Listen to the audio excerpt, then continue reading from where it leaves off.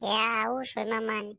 Le milomo le okuculwa ngayo emasontweni, okukholwa ngayo. Iyona futhi le milomo le kuphinde kukhishwe ngayo, kuthathwe ngayo, noma ikhona eminye imilomo mhlawumpe ebekiwe ukuthi hhayi, lo mlomo lona ngokhonza ngawo. Bese ngiyabuya ngobeka ekhaya, ngiphinde ngithathe omunye umlomo, ngithathe ngawo. Hhayi, umlomo omunye, kusewumlomo wodwa. Angiboni ukuthi ngaba ney'pele zemilomo. Angeke sazi phela mhlawumbe khona imilomo ebekiwe ukuthi lo ubekele ukuthi uzosonta ngawo lo. Lona okhwifa. Uyacabanga nje kuthiwa umKrestu, kunomuntu mhlawumbe ofuna umthumelela ngelumbu. Uzokhwifela lumbo lelo, uphinde futhi esontweni uyofakaza, noma mhlawumbe ucula ngawo lo mlomo futhi.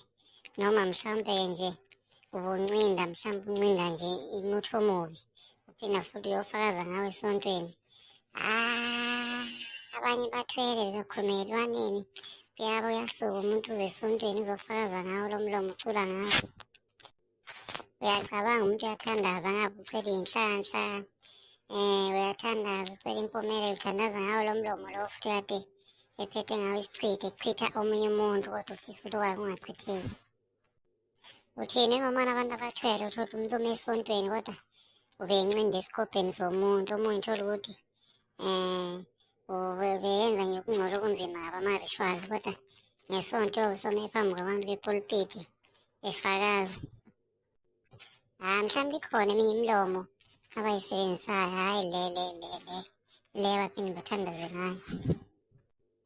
Uthole uyafesa, udadisha ngawo lo mlomo, kodwa lo mlomo futhi iwona lo kade ufunga ngawo, ufunga ugomela impela ukuthi hhayi, ubani akangavuki, ubani akangaphumeleli, ubani uzenza ngcono.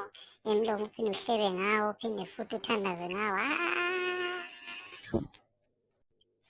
Phela imvelo iyabona lapha emkhathini, angithi ngale nkathi wena ucela izinto ezimbi, uy'celela omunye umuntu. Imvelo lo muntu noma ngabe umwini noma umwinanga, imvelo iresponda kuwena ikubuyisele leyo nto leyo. Ibuyela kuwena-ke manje. Uyabona ngesikhathi uchitha umuntu wena umshaya ngesichitho, iyabuya lento izochitha iy'nhlanhla zakho nawe.